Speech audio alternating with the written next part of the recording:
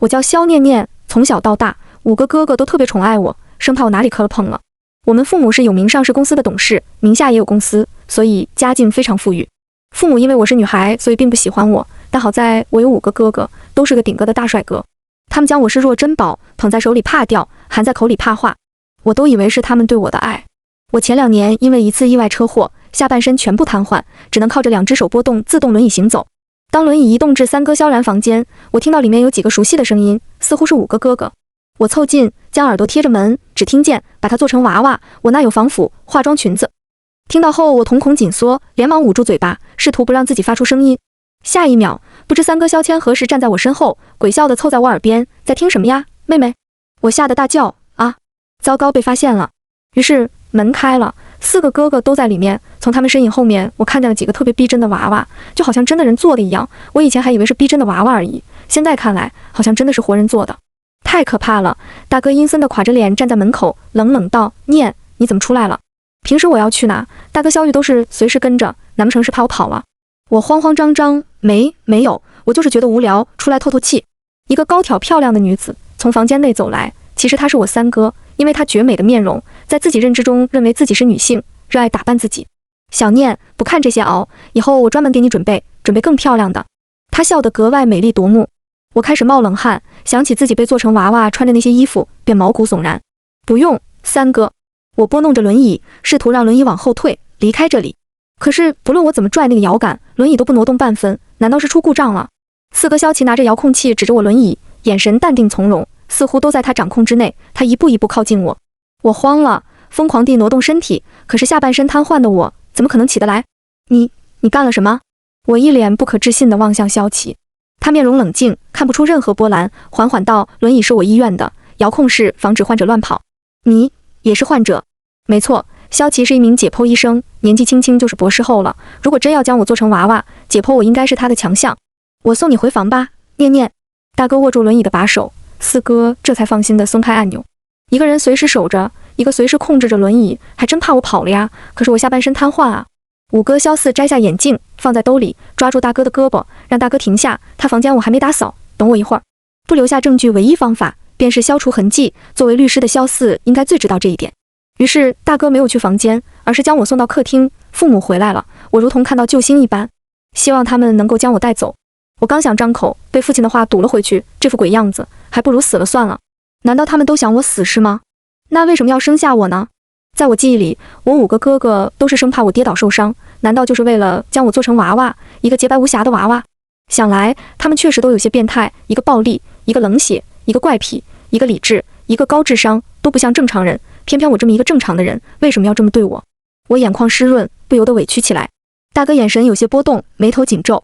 房间打扫完了，5哥冲着大哥喊道。下一秒，大哥狠狠地将我推到房间里，我隐约听到门锁的声音，我用尽全力拧门把手，果然锁了。用力使我额头冒汗，我无力地瘫在轮椅上，无助感渐渐漫上头，眼泪滴在大腿上，没有任何知觉，不知是冷还是热。我不知何时昏睡过去，醒来的时候发现自己已经躺在床上，转过头看过去，门开了一个缝，我从床上用手臂的力量爬下床，爬到门口，虽然累，但是至少脱离了他们的控制。家里似乎没有一个人，我很庆幸。暗夜里，我凭借着自己对房间的了解，找到了2楼楼梯。我家是一个3层别墅，我住在2层。当我爬到楼梯中央，下肢的重量太沉了，我手臂力量不够，滚了下去。虽然有些磕碰，但好在下来了。突然，外面响起汽车尾气的声音，他们回来了。我抿紧嘴，咬紧牙关，用最快的速度爬向沙发后面。下一秒，大厅灯亮了，不过还好沙发够大，我背靠紧沙发壁，沙发边上有个巨大的盆栽，刚好遮住我的头。萧玉哥，你对我真好，还带我去买了这么多东西。2哥、3哥，你们还亲自来接我，我好感动哦。哥，这女生叫他们哥，难不成是爸妈的私生女？大哥从来不会给女生买东西的呀，怎么还带她去商场？果然只是对我这个妹妹刻薄而已。没有，你要买我不拦着。大哥语气仍旧那么冰冷。母亲这时候不知为什么回来了，我头一次听到母亲笑。小妍啊，哎呦，出国这么多年，果然漂亮了，早就要接你回来了。你们照顾好小妍熬，我回来拿个文件回公司。母亲从来没夸过我漂亮，在她眼里我就是眼不见心不烦。那女生坐在沙发边，正好靠在盆栽那头。我余光望去，那女子染了一头时髦的奶茶灰棕，侧面看上去就是大美人，身上散发出淡淡的香味。果然哥哥们喜欢美丽爱打扮的洋气女生。虽然我面相姣好，但我并不爱打扮，只是有时候好奇。不过我觉得爱美是女生的权利，不爱美也是。三哥突然走到女生边上坐下，摸着那女生的头发，温柔地看着她：“你这发色真好看，和我房间一个娃娃很像。”我顿时全身肌肉紧绷，不敢动一下，怕动静被他们发现。可我转念一想，他们不会也要将这个女生做成娃娃吧？刚刚进门就直奔卧室的四哥，从卧室出来，东西都准备好了。女生笑容温柔，声音甜美：“四哥，你们是给我准备了礼物吗？”他们好像都默认一般，不说话。突然，大哥疯了一样，从2楼往下喊：“念不见了！”三哥噌的一下起身，惊讶：“什么？丫头片子，趁着我们不注意跑出去了。”我去房间找找，萧琪、萧谦去外面周围看看，萧玉你去外面看看，应该跑不远。萧四你查一下家里的监控。我暗想完蛋了，这肯定没多久就把我揪出来了。不行，我得找机会跑。眼前也就只有这一个女生是唯一的机会了，就算跑不了，她能跑出去报警也好。趁着他们出去找我的时间，我用力支撑着身体，从盆栽那探出头：“救救我！”我声音很小，语气很轻。那女生很显然被我吓一跳啊，但见到我的那一刻，惊叫戛然而止。萧念念，我很讶异，他为什么认识我？你认识我？之后我再问你，快跑！他们都是变态，他们要杀了我，将我做成娃娃，你就是下一个。女子不敢置信，似乎有什么话到嘴边又咽了下去。从神色上看，她是慌了，也相信了我说的。你背我出去，快！你是不是会开车？车钥匙就在玄关的屉子里。我急迫的声音也让他开始紧张起来。他背着我，等4哥5哥朝着后院走时，他以最快的速度将我背到车上，坐上驾驶位。好在车停得不远，车驶出了别墅，车窗外掠过了大哥的身影。我看到他在车后猛追，可惜人怎么可能追得上车呢？我松了一口气，靠在后座。刚刚我母亲叫你小妍，你是我的。我疑惑不敢确定的语气。他轻笑，从车窗前的小镜子里，我看到他表情冷漠。你居然忘记我了，我太伤心了，表姐。也对，我在国外留学几年，你忘记也是正常的。你的身体，他的语气平淡的可怕，看不出半点意外。可是这么多年不见，他怎么一眼就认出了我？你是不是回来过？我疑惑。他明显顿了一下，车速都变快了。从镜子里我看到他在看我。怎么可能？这些年我一直在国外，第一次回来他们就都来接我了。我追问，那刚刚你第一眼就认出我了？我看过你的社交账号。不知过了多久，车还在郊外别墅区，因为我们家为了建大后院，所以在很偏远的别墅区，以前会请保镖保姆，可是不知何时开始遣散了他们，估计方便他们杀人吧。他们追上来了。我望向后窗，看着一辆显眼的跑车正急速地追来。车子突然加速，我重重地撞在车后座上，因为下肢瘫痪，我只能靠着手臂护住头，不被撞到，即使膝盖和脚狠狠砸在车门和前座。因为车速悬殊太大，跑车还是追上我们。只见萧玉探出头，疯狂呼喊：“穆小妍，停车！”操！穆小妍已经将油门踩到底了，可是速度还是没办法和跑车比。不可能！跑车一直挨着我们车壁摩擦，试图让我们靠边停下。穆小妍并没有让他们的意思，车身剧烈的抖动，我手臂支撑不住，倒在了车座底下。大哥索性将跑车开在我们车前，用车尾拦住我们的车身。几次碰撞，我头磕在了前座车底柱上，晕了过去。我再次醒来，昏暗无明，我这是死了吗？头好痛，原来我还活着。我摸头，发现自己被包扎了。门外突然响起声音，是4哥的。这下又要好几天了。这次娃娃，我受伤，他们就会推迟将我做成娃娃吗？好险逃过一劫。门响了，门被打开，4哥进来了。我马上闭眼假寐。我先带他去医院，毕竟只是简单处理了下，看看伤势多久能好。多久能好？多久就能将我做成娃娃？他将我横抱起，放在轮椅上，轮椅路过3哥房间门口，我微微睁开眼。穆小妍，他已经被做成了娃娃，一动不动，笑得额外瘆人，穿着华丽的礼服，头发别成精致的造型，就摆在3哥房间内。我身形一抖，头一歪，头被路过的大哥接住：“老四，你注意点。”我紧闭双眼，不敢再睁开。4哥萧琪小心翼翼地稳住我的身形：“对不起，我的错。”不知过了多久，我被带到了医院。不管如何，我都要抓住这个逃走的机会。可是萧琪偏偏还给我安排的 VIP 住院房间，他时不时就会过来看，里面就一个床位，而且不知道他和我的住院医生说了什么，不管我说什么，住院医生都不理会。救救我，他们要杀我，他们已经杀了很多人了。那医生只是给我简单的检查了一下，便开始打针。我在房间很多次试图站起来，都失败了。爬到病床外，自动门一开一关的打在我下半肢体，可是还是没有任何知觉。医生，这个病人跑出来了。一个患者路过，我揪住他的腿，求他救我。他踢开我的手，有病，没逃出去。不过我找到了另外的办法，就是不断受伤，然后定期来医院，要求做康复治疗，改善下肢瘫痪。这样他们既不能得到一具完美的娃娃，我还可以利用这个时间来康复，说不定恢复了就可以跑了。果然，经过半年，我的下肢开始变得有些许知觉，甚至可以站起来了。或许离我逃跑不远了。我受伤方法有很多种，用头磕门、咬自己胳膊，或者用东西砸自己的腿，只要破皮就好。就算绑住我，也不可能不让我吃饭，总能找到伤害自己的办法。他们很气愤，但是却没一点办法。毕竟他们要的是完美无瑕的珍藏品。但是不知道为何，最近时不时的头疼，很多不该出现的画面一闪而过，那些模糊的画面居然让我害怕，不自觉地发抖冒冷汗。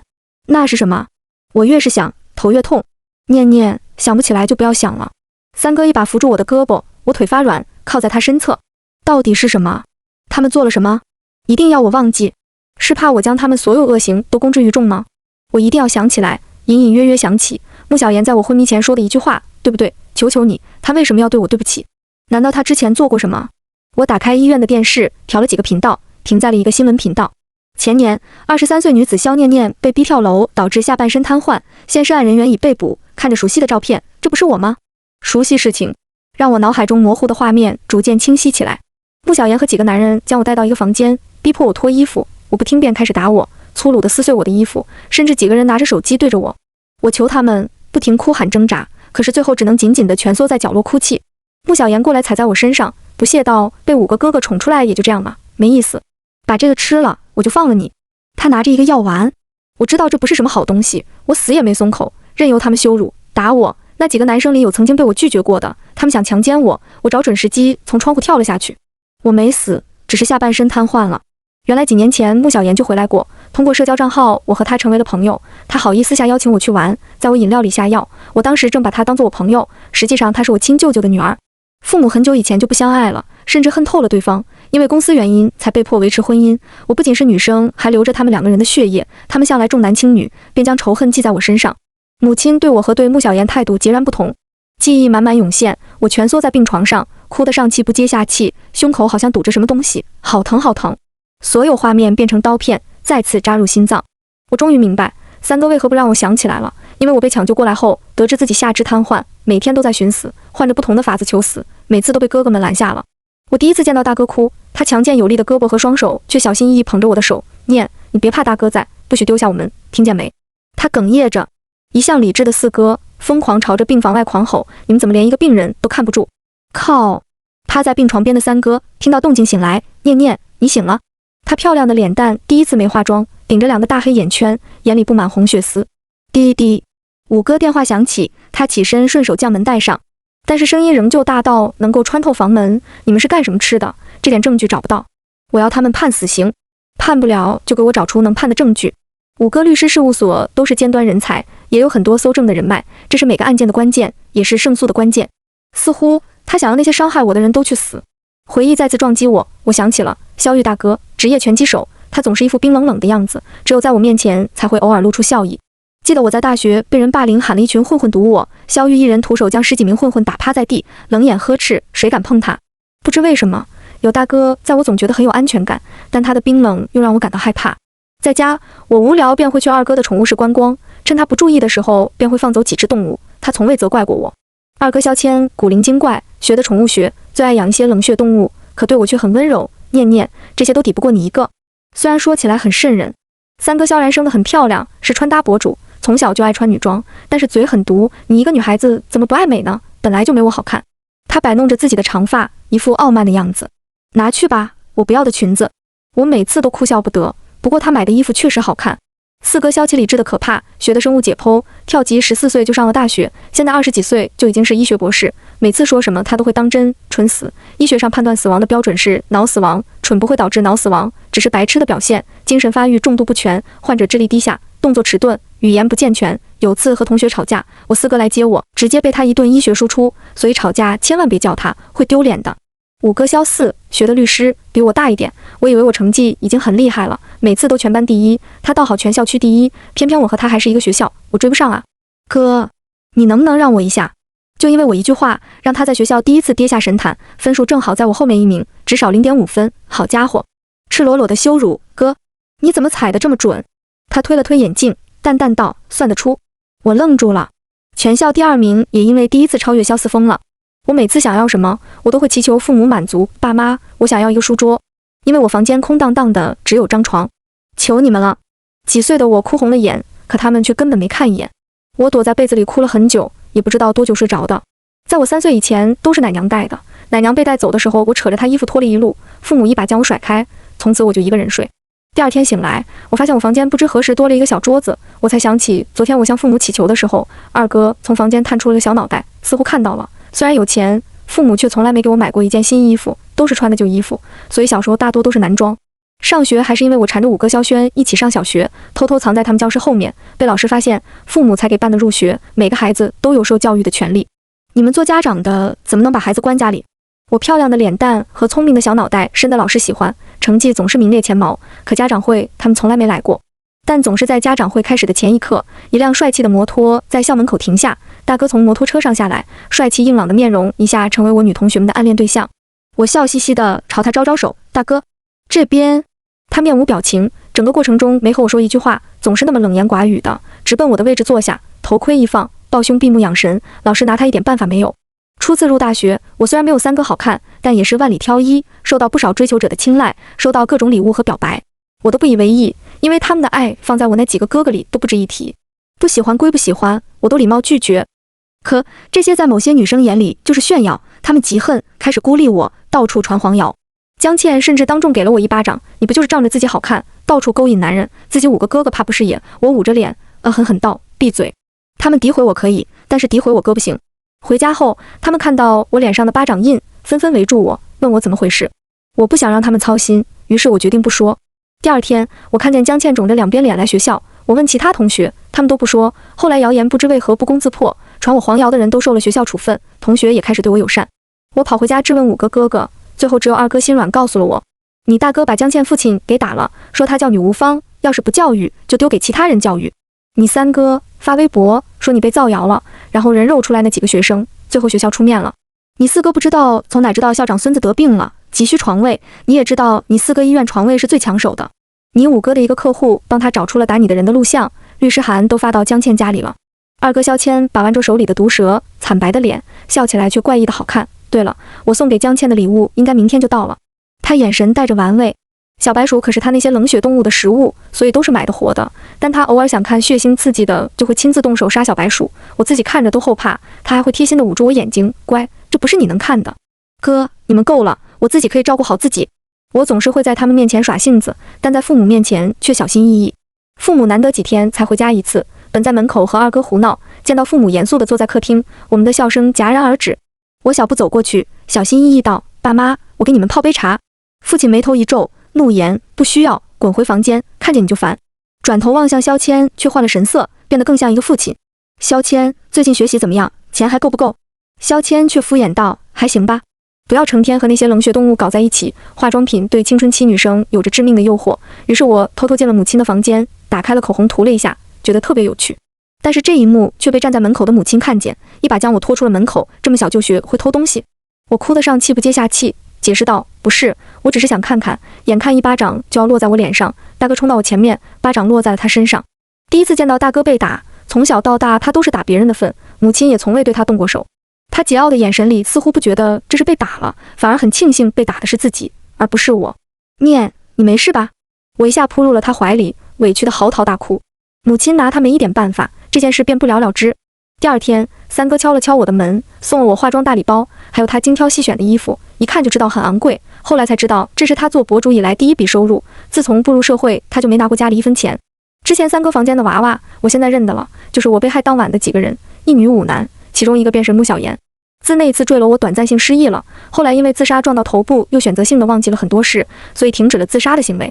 他们很开心，但是我的事情始终没能让他们释怀。那天他们得知我不见了，拼命的追穆小言，原来是为了保护我，邀请穆小言也是为了将他做成娃娃吗？我怎么能忘记你们？我真该死，我泣不成声。几个月后我康复了，能够和正常人一样行走了，只是还不能剧烈运动。大哥在国外有生意，买下了一个岛，岛里除了聘请的佣人和保镖，就只剩下我们6个人。念念，别写了，吃饭啦！二哥朝着我房间呼喊。我停下按手里的键盘，伸了个懒腰。好咧，我来啦，哥哥们。如果天堂是这样的，那也不错。不久后，一个报道震惊全国，据说郊外一栋大别墅被恶意炸毁，里面发现1244块尸体碎片，法医仅检测出死者为6名男性2名女性，萧家8口全部失踪，粗略分析这些尸块为萧家全家。我看着电视频道目瞪口呆，我们不是暂时出国了吗？怎么国内新闻说我们全部被炸死了呢？夹到嘴边的肉突然不香了，和大哥大眼瞪小眼，大哥，怎么回事？二哥向来心软，跳出来缓解气氛，嬉笑道：炸死就炸死嘛，我们住这不挺好吗？我放下筷子，质问道：那3个房间的娃娃到底是真的还是假的？还有当年欺负我的那些人是真的被抓进去了吗？五哥摆摆手，真真假假，假假真真，反正他们应该受到惩罚，不管以什么方式。我转头看向一边的五哥，试图得知真相。四哥瞧见大哥的眼色，嗨嗨，放心，我没让他们好过，至少啪。大哥将桌子一拍，打断了五哥的对话，因为四哥向来说话很认真。我撅撅嘴，无奈，你们真变态。不过在我心里，你们都是无敌耀眼的，就好像阳光一样，很温暖。他们居然齐声笑了，后来才知道他们笑的原因，因为我失忆，忘记小时候他们是如何变成这样的。大哥也不是一出生就生性暴力，在他初中的时候被同学霸凌，殴打得全身是伤，回来父亲不但没有关心他，甚至还将他丢到回字形状鳄鱼池中间的牢笼里。恐惧不能解决任何问题，下次可不就是关笼子里这么简单了，是直接喂鳄鱼。那些饥肠辘辘的野兽看到一只弱小的猎物，如同美食送到嘴边，疯狂地咬笼子，吓得年少的萧玉紧紧抱住腿瑟瑟发抖。爸，求你了，我下次不这样了，呜呜。他的哭声贯彻整个地下室，可是只换来父亲的决绝转身。明明错的不是他。小时候我虽然年纪最小，但是胆子可不小，拉着二哥一起，两人将地下室的什么除虫剂全部倒鳄鱼池里，把一池子鳄鱼全部毒死了。我俩个子不够高，够不到那个控制笼子的按钮，最后还是踩他二哥肩膀才得手。父亲得知后，第一时间闯入大哥房间，但是当时大哥已经吓得浑身在发抖，说话都说不清了。就算如此，作为父亲，他没有一点自责，反而怪罪大哥害死了他养的鳄鱼，拿起皮带就要抽他。我用小小的身躯护住大哥，皮带落在了我背上，虽然吃痛的眼泪都挤出来了，但是抱住哥哥的手却没松开半分。这一刻，大哥神色才发生一点变化，恶狠狠地冲着父亲狂吼：滚！信不信我杀了你？父亲从未见过他如此，非常错愕，似乎被吓到了。好，翅膀硬了是吧？下次你再打输了，你要么喂鱼，要么别回来了。我抬头望向三哥，疑惑，那后面大哥为什么这么厉害了？三哥摸了摸我的脑袋，眼神温柔，丫头片子，不变厉害，怎么保护你啊？看着你被父亲抽啊。二哥从小就喜欢小动物，也不只是冷血动物，可是每次他养什么动物，父亲总会当着他的面打死，或者从楼上丢下去，摔成半死不活。不，爸，小可不会乱尿了，不要杀了他，求你了。二哥跪在地上，哭得上气不接下气。小可是他捡来的小猫，放学后第一件事情就是去看它。可这次他看到的却是父亲提着玩耍的小猫伸出窗外，一脸冷漠地看着二哥，似乎是故意警告他。显然他的祈求没有得到这个冷漠父亲的满意，反而是厌恶。皱眉道：求人不能解决任何问题，废物！一脚踢开他。楼下传来闷响，是小猫陨落的声音。他没有熬过今晚，自此以后二哥就从来没有养过动物。直到有一天，我双手捂着一个东西，凑到二哥面前，哥，你看我给你准备了什么？你说芝麻开门，我就给你。我笑得格外甜。二哥虽然变得阴沉了不少，当时因为好奇心还是没忍住说了，芝麻开门。我将双手敞开，是一只小壁虎。嘘，爸爸不知道，我抓了很久的。我立马又合上，不让他跑了。二哥小心翼翼地将我手里的壁虎接过，藏在了一个盒子里，每日研究怎么养壁虎。渐渐的，他开始喜欢上了冷血动物，因为他们不会相信人类，不像小可，分不清父亲是好人还是坏人，死前还贴着他的腿和他撒娇。而冷血动物就不一样，他们不管遇到谁都会拼死一搏，特别是有毒的。我若有所思，难怪父亲都不敢靠近他养动物的房间，因为大部分有毒和攻击性。三哥说到自己的故事，开始支支吾吾，但是我听懂大概。三哥从小就很漂亮，和洋娃娃一样，浓眉大眼，脸还很小，骨架柔和，完全不像一个男子。就因为这样，父亲总是叫他去房间，我通过门缝看到父亲抚摸他的身体，他神情痛苦。我夺门而入，他仿佛看到救星一般跑了过来。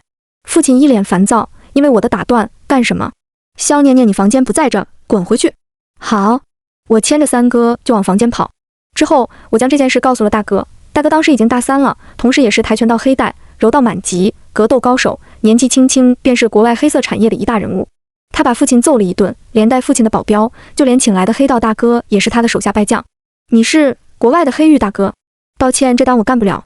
自此以后，父亲对待他们态度缓和很多，唯独恨透了我。父亲他为什么？三哥眼神瞬间变得憎恶，因为他是双性恋，我们都是他和母亲试管做出来的。前面我们都不合他心意，直到你出生，他更加不满了。母亲因为家族企业背景，所以和父亲是利益关系，为了继承人生下了我们，可没一个愿意继承他们的产业。原来是这样，只是我忘记了。四哥是我们几个里最聪明的，但是只执着于医术，也可能是因为我们小时候总被父亲打得全身是伤。他虽然最聪明，但是在关键的时候却总是不知道能做些什么。学医是唯一能帮到我们的。他以最快的速度读完了高中，终于到了选择报考学校和专业的时候，却被母亲拦下。你是孩子里面最聪明的，你必须继承我和你父亲的公司，医学你就别想了。他紧张地抠着手，低着头，不敢反驳母亲，但是不回应就成了他坚决的态度。为了不让他报名，母亲将他关在一个隐秘的房间，不给他吃也不给他喝的。当我们发现那个房间，大哥一脚将门锁踢坏，入目的是一个瘦骨嶙峋的少年，眼神空洞，手里捧着一个被剖开肚子的老鼠尸体，他手和嘴全是血。见到我们，他舔了舔嘴角的血，哥，念，我饿。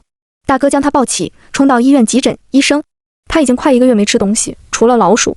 四哥因此耽误了学校报名，但是各大学校因为他的分数和年龄都抛出了橄榄枝，还好可以补录。他去了最好的双一流医药大学，去了北京。毕业后，四哥拒绝了所有北京医院的邀请，毅然决然地来到了我们城市最好的医院，为的就是能够随时见到我们。四哥一点都不胆小，很勇敢地选择自己想要，哪怕是保护我们。我眼眶湿润，艰难地挤出一个微笑。三哥摇摇头，调侃道：“我们之中啊，就你胆子最大。”五哥虽然只比我大几个月，但是说起话来就像个老干部。相比之下，除四哥外，五哥记性最好，就是因为这个，他总是能将父亲的暴行记得清清楚楚。有一次不小心说漏嘴了，父亲将他嘴巴用胶水粘住，导致他3天没吃饭，差点昏过去。好在我发现的及时，用纱布蘸着开水，一点点把他嘴巴的胶水化开。即使自己的手在开水里烫得通红，但是眼睛依旧目不转睛地盯着他的嘴巴。当时大哥还在国外处理事情，没办法回来，我不知道找谁。最后我报警了，父亲搪塞说是小孩子胡闹，是我沾的胶水。我想辩解，却被五哥拦下了，因为我们没有证据。所以五哥不仅当了律师，还有属于自己的线网组织，里面装着很多人的秘密，只要他想，那些人都能进去。我调笑，五哥这么厉害吗？平时看上去可正人君子的，咋还拿人把柄？不过也好，至少不会被欺负了。三哥无奈摇摇头，现在你知道我们为什么笑了吧？知道啦。我笑得格外灿烂，原来我是他们心中最宝贵的珍藏。这个岛上四季如春，阳光明媚，不会再有阴霾密布，也不会再有狂风暴雨，只有我和他们。